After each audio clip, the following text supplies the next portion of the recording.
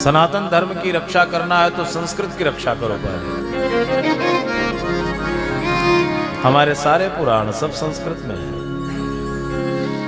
संस्कृत का अध्ययन नहीं होगा तो कभी वेद का अर्थ नहीं समझ पाओगे, कभी पुराण का अर्थ नहीं समझ पाओगे। इसलिए सभी लोग गाएं सच्चिदानंद रूपाय।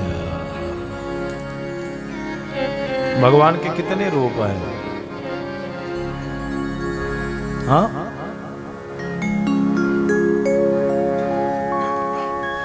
इनके नाम अनेक अनूप, एक नहीं है, अनेक रूप रूपाय विष्णवे प्रभ विष्णवे। एक रूप नहीं है परमात्मा, अनेक रूप है। एक रूप नहीं है, अनेक रूप।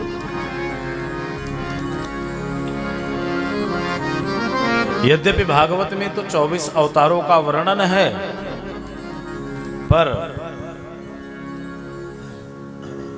केवल 24 प्रकार के या 24 अवतार परमात्मा के नहीं है। परमात्मा के तो असंख्य अवतार हैं। असंख्य अवतार क्यों है? इसलिए असंख्य अवतार है क्योंकि अहमेवा समेवाग्रे नान्यद यद सद सद परम पश्चादहम यदे तच्च यो वशिष्येत सोस्म्यहम्।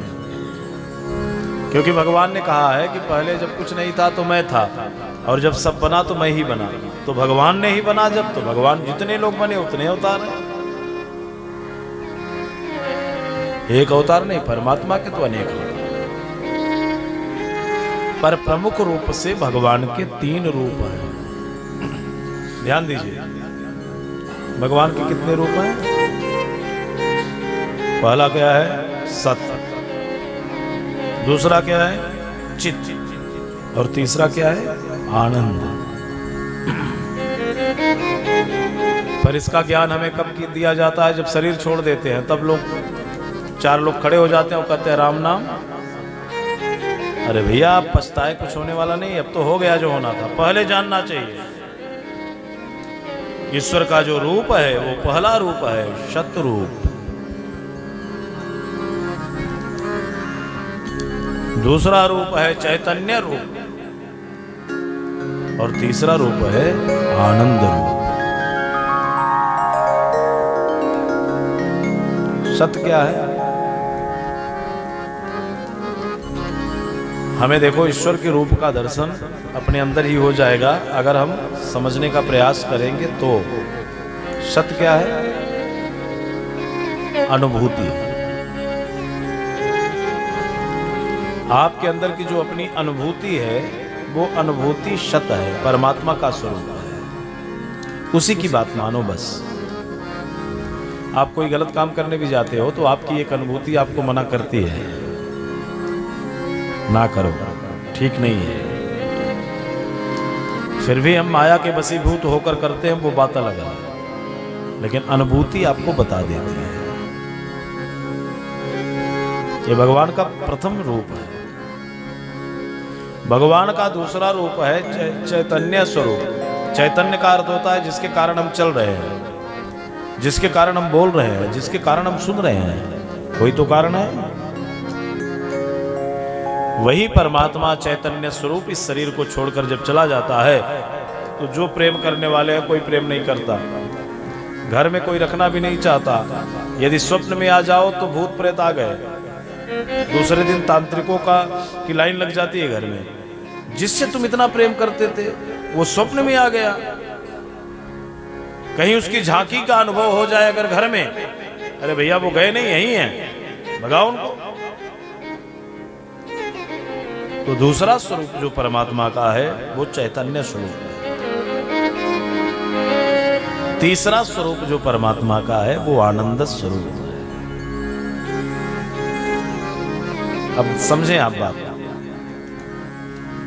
सत्य क्या है? एक्सेंस। चित्त क्या है? थॉट। आनंद क्या है? इमोशन। एक्सेंस का अर्थ होता है क्रियात्मक। सत्य क्या है? क्रियात्मक है। चित्त क्या है? विचारात्मक है। और भाव क्या है? मतलब आनंद क्या है? भावनात्मक है। आनंद का अनुभव भाव से होता है। चित्त पर विचार किया जाता है और सत्य क्रिया है। हमारे सनातन धर्म में बहुत सारे ग्रंथ हैं, प्रमुख रूप से 3: रामायण, गीता और भागवत। रामायण क्या है? क्रियात्मक है, सत्य है। राम जी ने जैसा किया वैसा हम भी कर सकते हैं।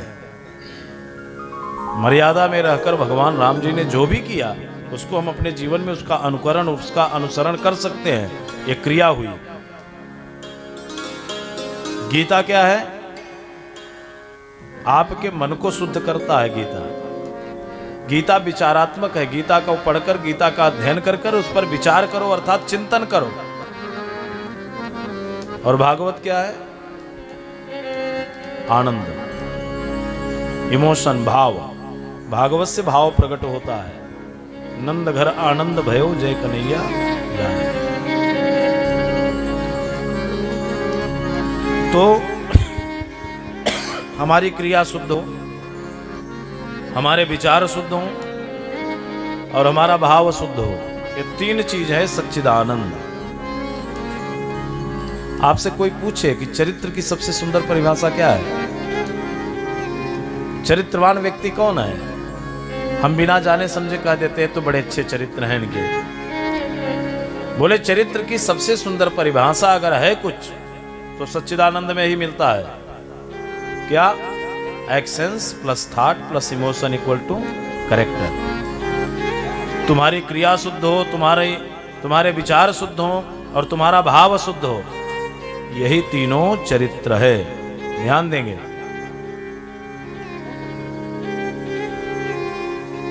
तो ऐसे सच्चिदानंद स्वरूप भगवान कृष्ण को हम सभी प्रणाम करते हैं।